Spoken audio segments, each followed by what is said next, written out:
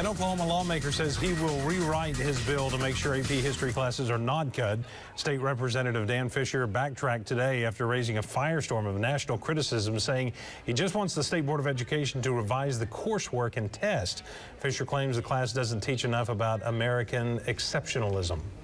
Well, how do you move Oklahoma ahead? With brain power.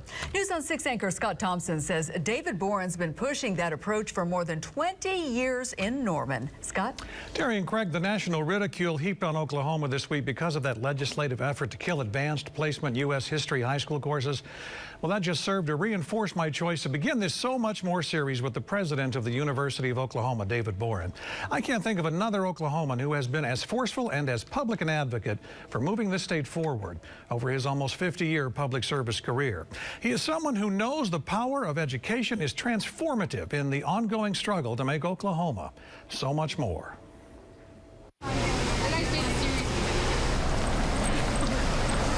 Twice every week.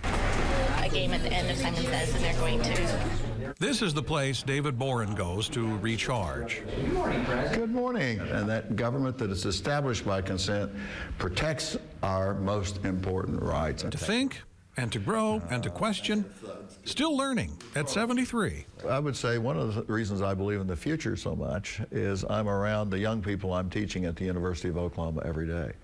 And we're not last. We're first.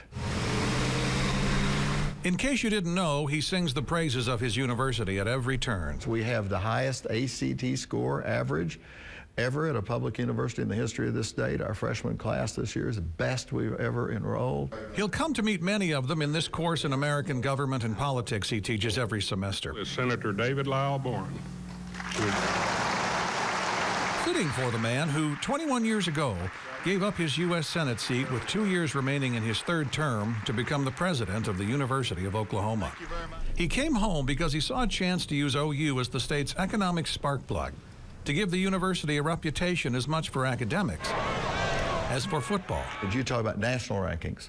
Okay, who's number one? We're number one, and we ought to say so. And it's number one in an area of academic excellence. Under Boren's watch, more national merit scholars enrolled than at any other American university. The fastest growing university research park in the nation, bringing with it a 1,000% increase in research funding to Norman. Number one in meteorology, top 5 in petroleum engineering. Nationally recognized medical research in cancer and diabetes. Scores of new programs and scholarships. An honors college, and a college of international studies because he wants OU students to engage with the world. When I graduated from high school in Seminole, I bet nobody had a passport. Nobody went off to college with a passport. Now, if they're coming to OU, they better start getting a passport. They're going to travel. If being OU's biggest booster is Boren's biggest joy, his role as chief fundraiser can be his most challenging. He's brought in almost $2.5 billion, but still it's not enough. Not when the oil industry sags. Not in a state whose legislature is providing $100 million less for higher education than it was in 2008. But I get so tired of hearing that, well, the students at universities just take care of themselves because they can raise tuition and all that. No, you're putting more burden on the families. So his scholarship drives are ongoing. Consider that when Boren was governor in 1978, the state provided 52% of a typical OU student's college costs. Today, it's 16%. At the OU Medical College, it's 7%. Who makes up the difference? Well, our donors have made up some of the difference. Our research is making up some of the difference.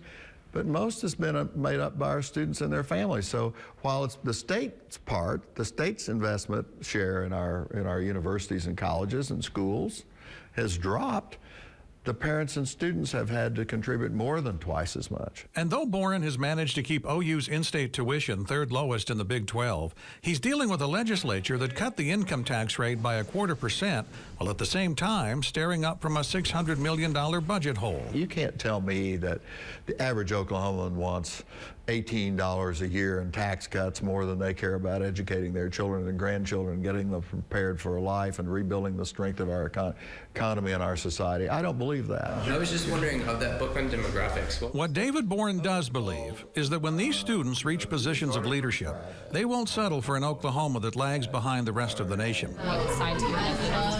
That their Oklahoma won't be an apology, but a declaration. Advancement will be a natural expectation.